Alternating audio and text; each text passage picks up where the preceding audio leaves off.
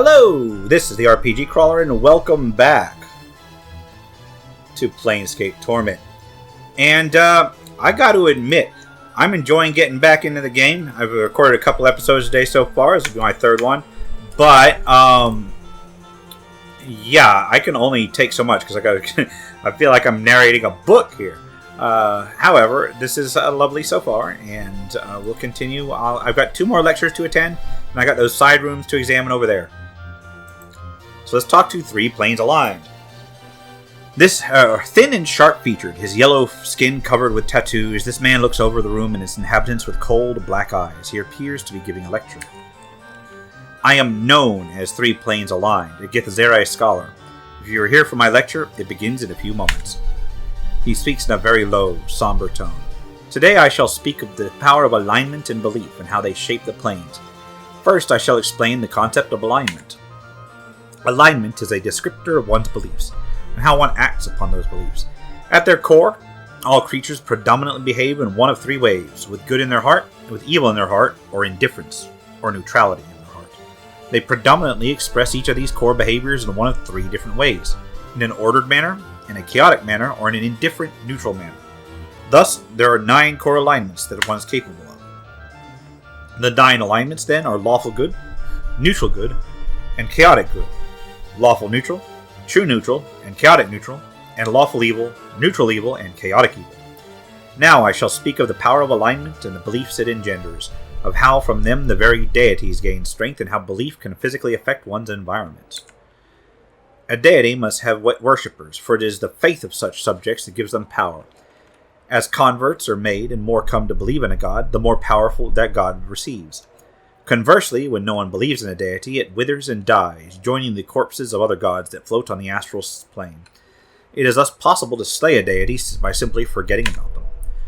A much more striking example of the power of alignment and belief, however, can be seen within the sliding of gate towns. First, though, I would define gate towns. Gate towns are towns in the outlands, the largely neutral area which Sigil spins over the center of. They are called gate towns because they are built around a permanent gate, or portal, to one of the outer planes. Each of these outer planes has its own alignment. The Abyss is chaotic and evil. Baator is lawful and evil. Mechanus is lawful neutral. Mount Celestia is lawful and good. The Outlands, again, are true neutral, leading to neither law nor chaos. Sliding occurs when there is a high concentration of belief in an area or differing belief. When this occurs, the area itself will move, or slide, to a plane that matches the new belief. Now, the gate towns usually have a strong belief that matches the outer plane beyond the portal, but the belief is not yet strong enough for the town to slide from the outlands and into the outer planes. For example, the town of Ribcage borders the portal to the lawful evil of Baator. As expected, the residents of Ribcage are largely lawful evil residents, but the entire town's alignment and beliefs are not strong enough so that Ribcage will slide into Baator. For example, Ribcage may one day see the sudden rise of a lawful evil order of clerics, promoting their dark beliefs and converting many citizens to the worship of their lawful evil god. Were this to occur, there would be a good chance the town would slide off the neutral outlands, becoming part of the lawful evil plane of Baator. Whole layers of planes may move this way. Thus, many wars are wars of belief and faith by necessity. They are the tools by which territory is obtained and held. This, then, is the power of alignment and belief to shape the planes. This session has ended. May belief guide your actions and shape the planes to your will. Farewell, all of you. And he doesn't have any ability to ask questions, but that's an interesting little thing. An in-character version of like the basic alignment seal. That's cool. Alright, now to Death's Advocates. Sigillians, welcome. Please take your seats and listen to the darks of which I speak. He began speaking with a somber tone. Death, it is what awaits you at the end of life's journey. He coughs slightly, then raises his eyebrows, dramatically waving his hands at the same time. Death is not an end, but is a beginning. For when you die, you shall not cease to exist. Far from it. The outer plane shall welcome you to their breasts, and then a new life, one such as you have never known, awaits you there. You shall cast away the tattered cloak of this life and become one of the faithful, a petitioner. As a petitioner on this outer plane, your life's journey shall truly begin. If you have been a goodly sort of gentleman, steadfast in charity and goodwill towards your fellow bloods, perhaps the light-blanketed slopes of Mount Celestial shall house you when you die. Your spirit shall pass to this place, dwelling as a petitioner in the beauty of the golden mornings and soft sunlight and caresses. He sighs dreamily. Perhaps you lived your life to betray others and get ahead, giving lies instead of truths, backstabbing others, all to accomplish your own goals. Cold, blood-red carcery, the plane where all turncoats fall when they go pass on, shall be the cage that imprisons you. As a petitioner on this plane, you shall live a life of treachery and treacheries, of lies and lying, knowing a life without trust. He hunches over. His eyes dart back and forth. And perhaps you have lived a life of bloodthirsty evil, contemptuous of your fellow man, laying others low and doing as you please without a care for who or what you hurt. Then it is perhaps one of the lower planes, Beator, or the chaotic swirling layers of the abyss that shall welcome you. Evil to the core are the spirits that come to this plane, and that most are doomed to mindless cruelty and suffering or servitude in the dreaded, he whispers dramatically, blood war. No matter where you go, know this. You shall be embarking upon a new life, my Sigillians. You shall be able to start anew without the burden of memory of your past life. Your sole goal, if you will, he smiles at his own humor, is to merge with this new plane that you are on, becoming one with the ideals and the very substance of the plane itself. You shall be one of its inhabitants, the petitioners on this plane, or ideally one of the building blocks upon which the plane is built. It is the goal of all petitioners. To accomplish this goal, you, he claps his hands together for emphasis, must hold to your ideals. Oh my god. If I didn't know this was written like many, many years ago. Oh man, phone call. Anyway, yeah. Well, let's go to the next part. Your ideals, good or evil, law or chaos, or somewhere in between. As you approach the alignment of this plane, your journey will end as you become part of the plane itself. 'Tis a glorious existence, my Sigillians. And that is what awaits you after death, my audience. Have a care as to how you live your life, but know that it is not oblivion that awaits you after this life. Now I shall field any question you may have for me. Anyone have a question? Can a petitioner die? You look slightly uncomfortable in this. Well, yes. What happens when they die? He looks a little more uncomfortable. Well, you merge with the planes. What if a petitioner dies on a plane other than their home plane? He looks very uncomfortable. Well, then that is the end of life there. But no petitioner wants to leave their home plane, friend. He looks around, realizing he's in a trap. To do so would be oblivion when they die. Should they die, really? I had another question. What's a petitioner? A petitioner is what you become when you arrive on this new plane after you have died. As a petitioner, you forsake memory and past life, focusing solely on your new one. And the goal of this new one is, he waits for a response from you with a smile, to merge with the planes. Very good. It looks as if some of my words have actually sunk to that skull of yours. Another question. Why do petitioners lose their memories? He raises her eyebrow. Many pardons? What? I said, why do petitioners lose their memories when they die?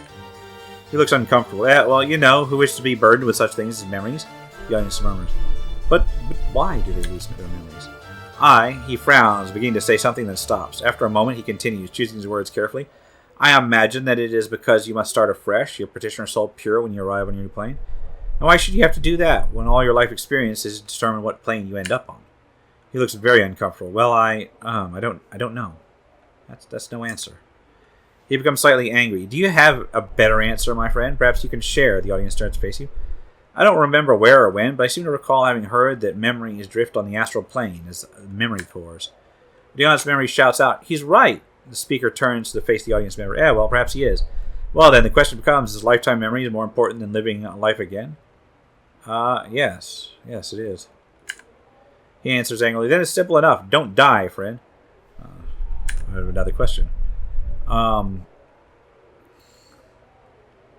What determines which plane you go to when you die? Your alignment, of course. Good people are destined for the upper planes. Bad people are cast in the lower planes. He rolls his eyes, clasping his hands to his heart dramatically. May the powers have mercy on their souls. And where do neutral people go? He raises an eyebrow. An excellent question. Excellent. He turns. Hearns. What? No, that's a... Editor, where are you? He earns to the audience, raising a finger. The answer is this. The spirit that has lived a life of complete neutrality with no leanings towards good or evil becomes a petitioner on the Outlands, the lands that encircle Sigil. They are destined to no plane except for the land that lies right outside our sky and of which the spire is a part. I have another question. What if someone can't die? He laughs. Nonsense. Everyone dies, friend. Even gods die. I can't die. Oh, truly. Look, everyone. A rare one of the great immortals graces his presence. Greeting, O immortal. The audience laughs. I can prove it. Oh, do. There's more laughter from the audience. What sport? Take heed, my audience. I think we have a rare display of my lecture today. Come up here, O mortal, and we shall see who is right and who is dead. Kill yourself, then get back up. The speaker turns white at this, taking a step back. By the powers. I think it's only fair that you prove your point now. The audience watches in morbid fascination. Well now, go on, die, here. Now, prove your words to be true. Embrace your life as a petitioner. He goes, he offers weakly. Yeah, I must confess, I'm not quite ready to part this life just yet. So, this great new life on the outer planes may not be all it's supposed to be? A speaker is aware of his hypocrisy, but is afraid of the alternative. Perhaps not, He glances at the audience. Yeah, well, certainly not now, as I thought. I had another question. Explain alignment to me. I just got called out on his own stage. Forgive me if I did not explain myself for all my listeners. Alignment is your spiritual leanings, good or evil, law or chaos.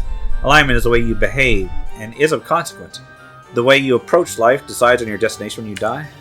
Okay, Dustman said that this life is where we end up, where we die. The speaker chuckles derisively. Some members of the audience chuckle as well. There are countless petitioners, my friend, Dustman among them, who would disagree with Dustman philosophy.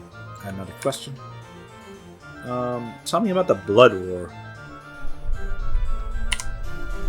Have you not heard of this old clueless one? The war between the Beatizu and Tenari? I do not have the centuries it would take to describe this conflict. Seek out another, for that is not what this lecture is about. About one of the planes you mentioned. Of which? The Abyss. A plane of over 600 layers of festering chaos and evil. Home to the fiendish Tannery, he gestures dramatically, but you should seek out someone more knowledgeable than the planes, not? Beator? 9 regimented planes of lawful evil. He chuckles and gestures dramatically. Home to the fiendish Beatsu. Sign a contract with them, and you'll be wrapped in their chains of intrigue for life. He smiles, but you seek out someone more knowledgeable, etc. Carcery. The prison plane. Cold, brutal, washed with red. Betrayers and liars make their home there. It is said that the Titans are imprisoned here when they were hurled from Olympus. He gestures dramatically. But you seek someone more knowledgeable. Mount Celestia. Mount Celestia, a plane of eternal good and faith. He clasps his hands together in prayer. Where divas fly the skies, archons rule with honor and nobility, the very model of goodness. Alright. I have no more questions. Get ready to leave.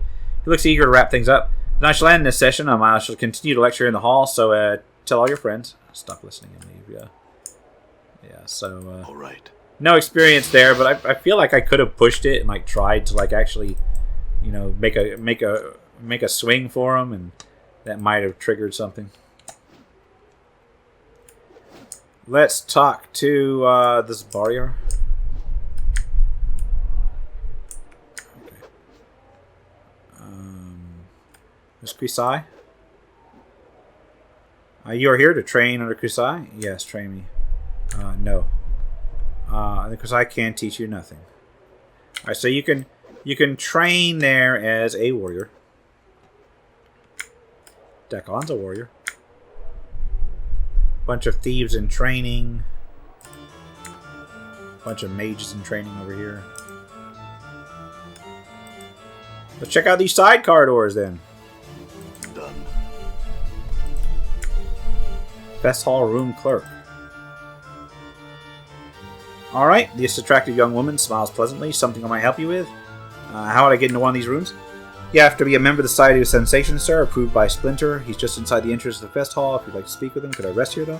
Civic Fest Hall offers often rents out any unused chambers. By the evening, you could certainly rest here, should one be available. Shall I check for you? No thanks, for we'll do that later. I feel like you have to join this thing.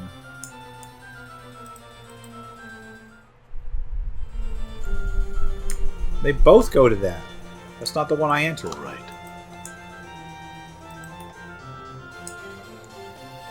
Alright, so first things first. We've got to turn in some stuff.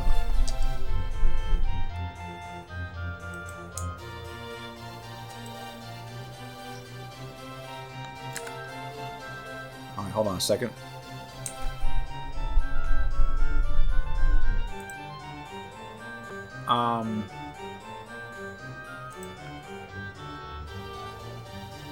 You show me, tell you what, is there somebody else that could offer me something? I have some questions. There are others who might answer your questions. I ask you find one, sir, that she doesn't need some information I need. I feel like I need access to those chambers. Let's take a look first at the quest. Alright. I need to find a way to erase Merriman's memory.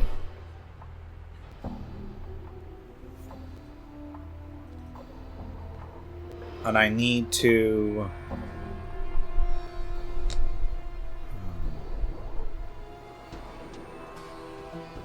hold on a second. Sorry, I need to find the scent. Find the Crimson Veil.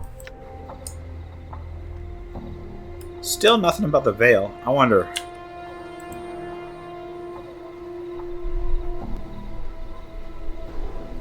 I just passed my points.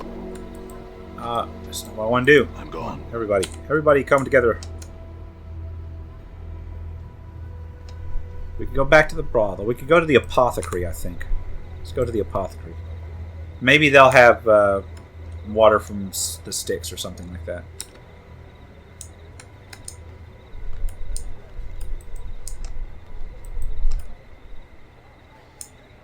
Beautiful clouds, let me have at him. Let's go in here. All right.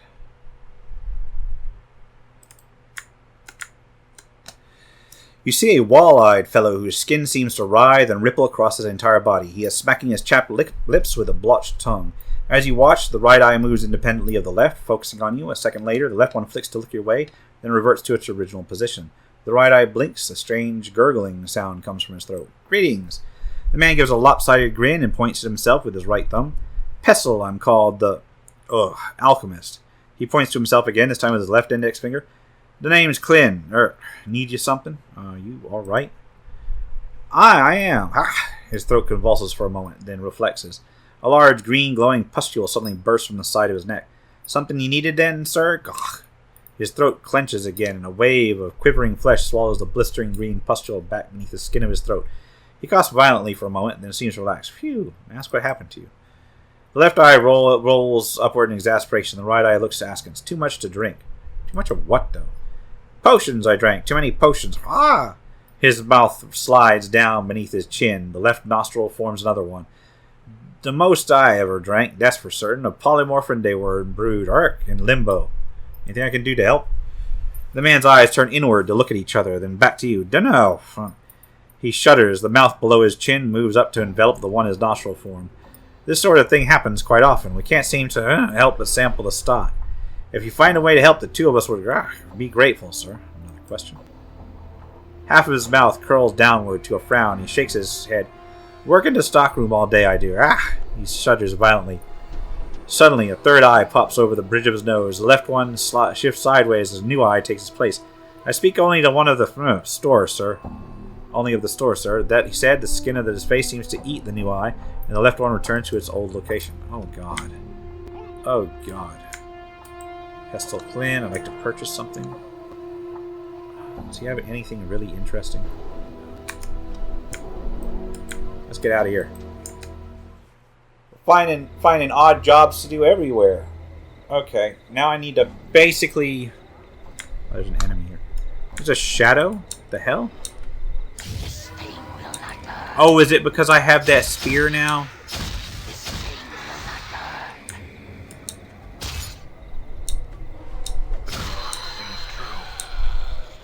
Yeah, I think it is. I'm gone. Well, so much for that. Oh, let's talk to Namel and Aelwyn. Namel clasps her hands together and bows her head when she finally looks up and smiles at you. A wave of pleasure washes over your body. The effect is almost dizzying. Namel thanked the stranger once more. She only hoped he knew how happy she felt to be reunited with Ellen. Okay, so that was good for them. Okay, good for them. Let's continue downward. What is in here? The Art and Curio Gallery.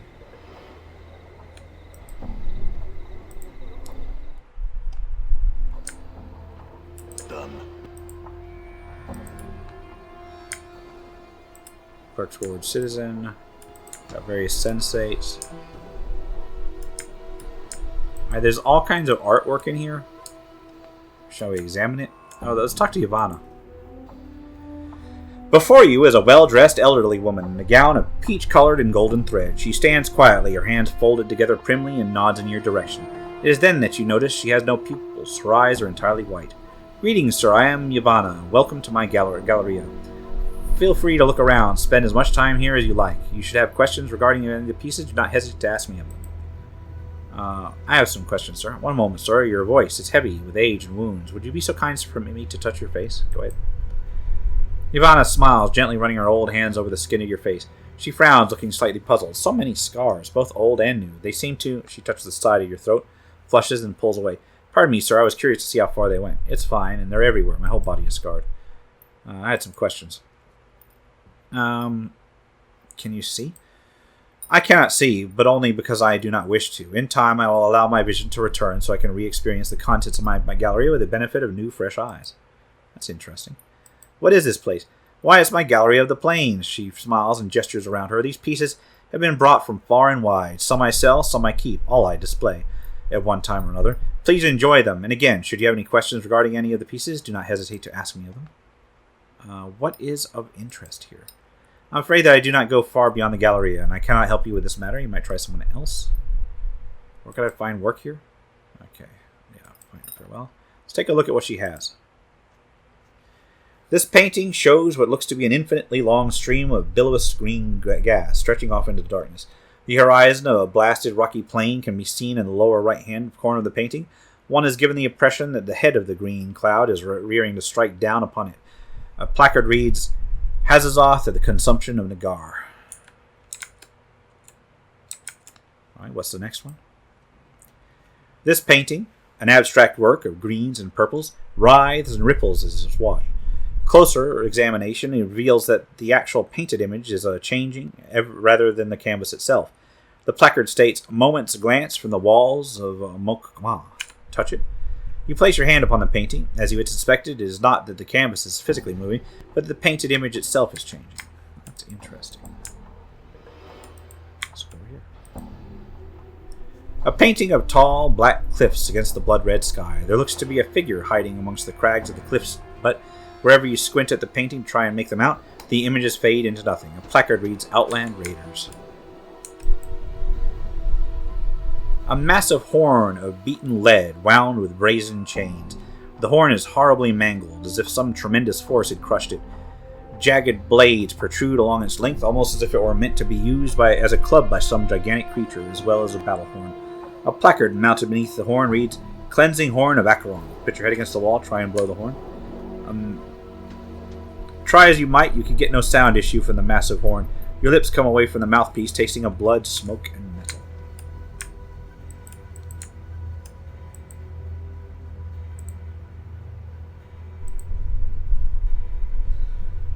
A brilliant ruby statuette sits on this pedestal, carved into the image of a winged humanoid. The figure is either demonic or angelic in nature, but is difficult to tell which, because it refracts the light in the Galleria strangely. There is no placard indicating what exactly the statuette is. It's not even a statuette. The surface of this painting, a wild collage of vivid colors, ripples continuously as if it were the surface of a pond during a light rain. A placard reads, Wave Motion Study Number 7. You place your palm against the canvas. You cannot feel the ripples themselves, though a cool tingling sensation passes through your hand at first contact. The statue looks like it is about to make some angry proclamation.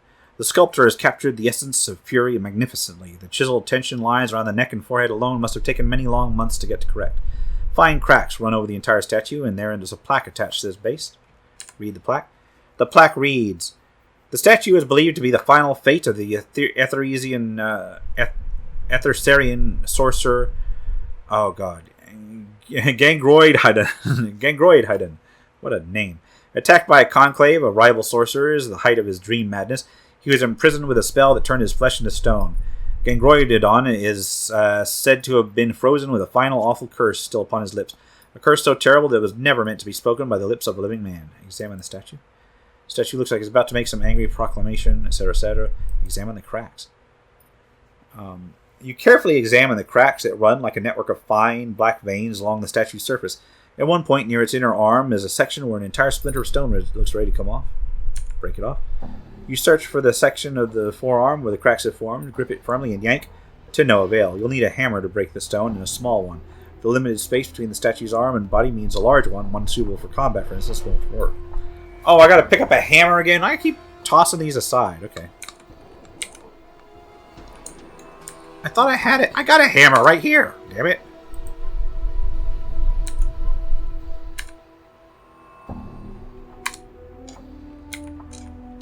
What do you mean I have a hammer?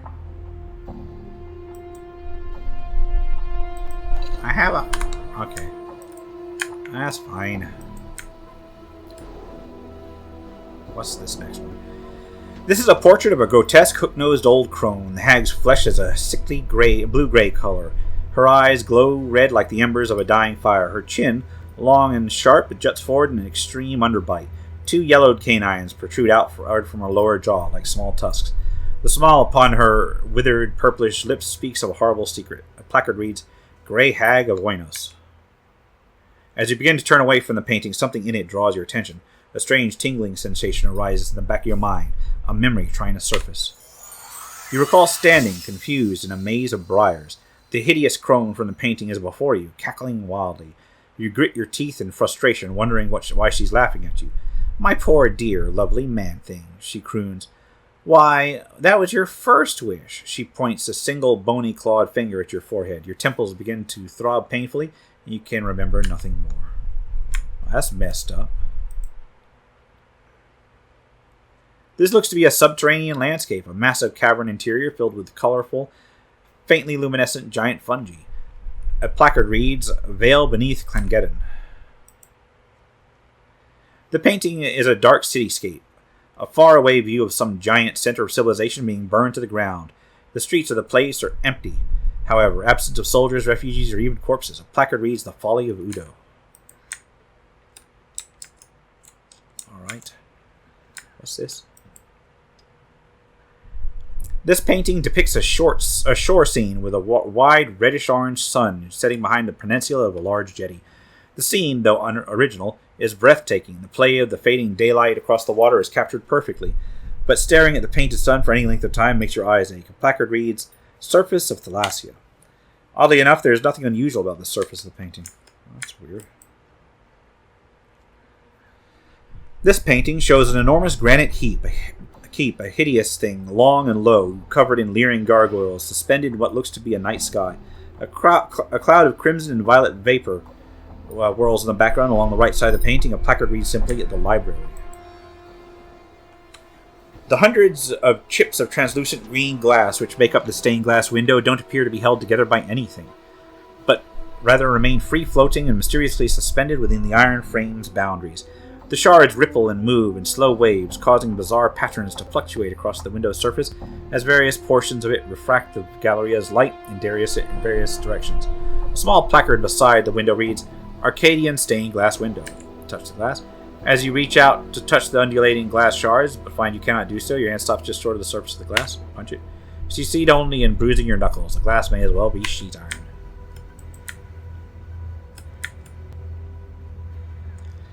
Several shards of black crystal or ice swirl within the freezing winds that this ornate pedestal gives forth. Each shard looks a razor sharp. Touching or grabbing one could be perilous. A placard on the pedestal reads, Dark Birds of Ocanthus. Touch one. As you reach out to touch one of the whirling shards, your finger enters the icy wind that rises from the pedestal. Instantly, a coat of numbing frost forms around your finger, causing you to momentarily draw back. Place your finger back in and touch one. You thrust your finger into the frigid, numbing wind. Unbeknownst to you, your forefinger freezes solid.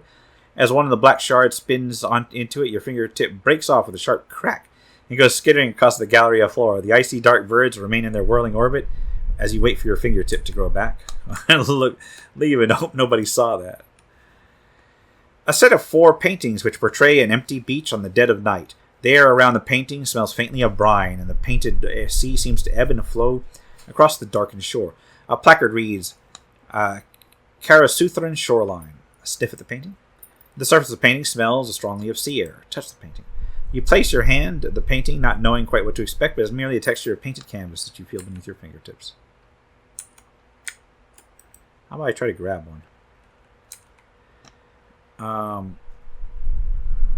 Place your hand back in and grab one. You thrust your hand into the frigid, numbing wind.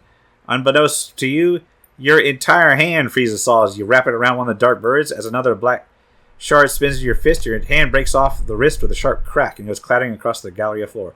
Pick up your hand back up and stick it back on, quick. You pick up the frost-covered fist and thrust it into your bleeding stump, noticing that the dark bird you grabbed, a razor-sharp shard of black ice, has already melted away to nothing. It looks like you'll have to catch it in something that will keep it cold. Eventually, warmth and feeling return to your hand as your tissues thaw and regenerate.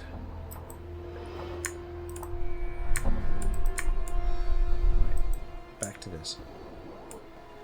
An animated, bloody iron chain, coiling and uncoiling upon itself. The chain itself seems to bend and weave like the spine of a snake. A small placard reads, A chitin's animate chain from Jangling Hydra. The chain is slightly warm to the touch, as if it were alive. You notice that the various barbs, tiny hooks, needles, and other small sharp bits are welded along the chain's length. Let's talk to Ivana. Yeah, I got some questions. A question about one of the pieces. The Arcadian stained glass window. A stained glass window found hovering in the 3rd layer of Arcadia 32 years ago, foretelling a scene that had yet to occur. When the event came to pass, the images faded to leave what you saw behind. It is believed to have captured both the light and the darkness from the orb of night and day on Arcadia, then slowly release it, creating a brief but slow fade of dawning and dusk, but only within the glass itself. Orbs of night and day, Arcadia? Arcadia is a plane of peaceful order, also known as the land of perfect good. The orb of night and day is a sphere set into the top of Arcadia's highest peak. Each half admits either light or darkness. The turning of the orb gives Arcadia its day and night. Okay, how about the battle horn of Acheron? Ah, the cleansing horn, a horn of beaten lead, metal drawn directly from the cube of Acheron. It is said that the cleansing horn last sounded when the companies of the Jackal gouged eye clans met for their battle at the disputed lands. Legends tell us that this horn's power was used near the battle's end to draw the floating cubes together, crushing the routing company of the Jackal before it could escape. Cubes? Acheron? Acheron is a plane of harshly enforced order where conformity is more important than good. It is composed of gigantic metal cubes which float through an endless void. Many cubes are large enough that cities or entire kingdoms have been built upon their faces. The dark birds of Orcanthus. All of them are chipped from the great magical sheet of black infinite ice that rests in the black belly of the plain of Ocanthus. Ivana pauses, tapping her chin. It is said that the sheet of ice is the final destination of the river Styx, and that the recollections of all who plunged into the Styx's memory destroying water still lie frozen within the ice. If the waters of the Styx destroy one's memories, would this ice from Ocanthus do the same? I can only assume so, yes. Okay, good, that's where I get my piece for that. The ruby statuette. That piece was found in a cathedral in the fertile plains of Elysium on the first layer of Amoria the Untroubled, where it bordered the river Oceanus. The name of the piece is not known, but the skill and craftsmanship are believed to be one of the most striking examples of gem crafting in the plains. The mere way that the piece captures, distills, and enhances the light through its facets is part of a breathtaking wonder. It seems to bring the light to the possible ideological connection between even the most evil and the purest beings in the multiverse. Fascinating. Another piece. The chitin's animate chain. The chain comes from the city of Janling Hyter, the city of chains that hangs on Benares, 3rd layer of Baator. The chains there are the finest in the multiverse, but the inhabitants of Jangling Hyter are malicious and cruel, using the chains as living weapons against all that enter their city and violate their laws. Chitins move about the city of chains as spiders upon webs, adorned in chains woven tightly around their bodies. Chitins possess power known as the Gift of Change, which allows them to manipulate chains with their minds. It is believed that my Galeria's chain was animated during a battle in which the chitin, controlling it, was slain with a cursed hammer, its life essence then passing into the chain itself. the statue of the Screaming Man. This statue is believed to be the final fate of the Ethersarian sorcerer Gengroidodon. Attacked by Conclave of rival sorcerers at the height of his dream madness, he was imprisoned with a spell that turned his flesh into stone. That's what the plaque said. Gengroidodon is said to have been frozen with a final awful curse upon his lips, a curse so terrible it was never meant to be spoken to by the lips of a living man. It said that the fury of the curse was enough to blister the flesh and the bones of those who heard it, and that it would even shatter the stones themselves. Okay. Yes, one of the paintings. Oh god, all the paintings have their own thing. Okay. The shorelines. Karasutra is a layer of the Beastlands, which is perpetually shrouded in night, filled with all manner of animals that stalk their prey. In the darkness, the painter who had fallen in love with the Cat Lord and followed her to her homeland gave the paintings to me. Never did he reveal the secrets of their construction. Outland Raiders. An interesting piece, yes? The painter managed a most interesting effect with the forms in the cliff's shadows. The woman who brought me this piece told me she found it to be in an abandoned camp in the Outlands. The original painter was never found. Presumably they were slain by the same raiders whose image they captured in the painting. Hazazoth. The painting is a copy from the wall of one of the gatehouses, Sigil's largest asylum, cell walls. All the occupants could speak was Hazazoth has consumed Nagar. Hazazoth has consumed Nagar. A bit frightening, I think, but a fine painting nonetheless. Got some the requisite Lovecraftian thing. The surface of Thalassia. Thalassia is the sea in which the river Oceanus, which winds through most of the plain of Elysium, begins and ends. The piece was painted by one of the many island's inhabitants. Alright, the library. I know very little about this piece. It simply arrived on the doorstep of my galleria one day, swathed in black cloth and labeled from the Citadel. One knowledgeable patron hypothesized it must be some great sorcerer's fortress, suspended within a demiplane of their own creation. I got a feeling that might be mine. The Folly of Udo. This painting illustrates one of the legends of the prime world Goha. Udo was a wizard king of such skill and power that he set to casting a spell that would turn him into a power, and the people of his great nation into divine servants. With the spell's completion, lightning crashed down around Udo's palace, setting it ablaze, and before the thunder had died away, the city was empty. Not a living thing to be found. Over 70,000 people vanished without a trace and a heartbeat. No one knows the fate of Udo or his people. Vale beneath Clangeddon. Bullbog Stonenose sold this painting to me. It is of a field beneath mountain Clangeddon, home of the dwarf Einhar, spirits of the upper plains, who serve as the guardians or warriors in the plain of Arcadia. Grey Hag of Oinos. This is said to have been a portrait of Ravel Puzzlewell, likely the most evil hag to have ever terrorized the Grey Waste and beyond. So that's her name, Ravel Puzzlewell. Wave Motion Study number 7. A young man whose name I do not know sold me this piece. It was one of several he had, but the others he had already had owners, or so he said. I would so like to possess the entire collection, but alas, often seem some things are not meant to be. And finally, a moment's glance from the walls of Mok-Kama. Mok-Kama is a Githzerai fortress which floats in the plain of Limbo. The moment's glance was painted by a chaos scholar, Dai, who remembers everything she sees with perfect clarity when she is not stricken with madness. That's all I wish to know. So yeah, we've got some advancements on at least one of our quests, possibly more. I still got to figure out a way to get that stuff, though. I think what I'm going to do, however, is I'm going to call it here for the day because my voice is starting to fail. This has been the RPG Crawler with Planescape Torment. Until next time, take care and goodbye. And if you are still watching, I would like to take the opportunity to thank my supporters, the top tiers of which are listed on the screen, without whose support I would not have been able to offer the variety of content that I have on this channel throughout the years. If you're feeling particularly generous and would like to join them, you can support the channel. There are a variety of options to do so. I have a Patreon, a Subscribestar, as well as channel memberships enabled. If you are not in a position to contribute, simply leaving a like, a comment, or sharing my videos are all wonderful ways to help the channel grow without spending a dime, and are all greatly appreciated.